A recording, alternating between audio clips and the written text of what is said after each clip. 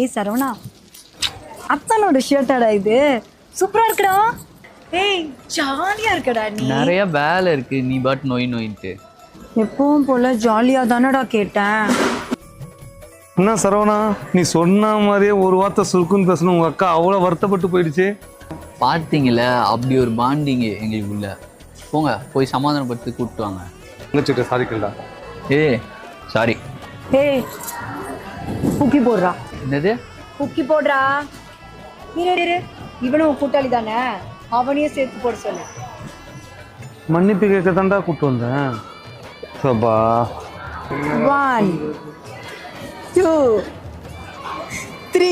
வாசத்தின் தோட்டத்தில் பூக்களும் நாமல்லோ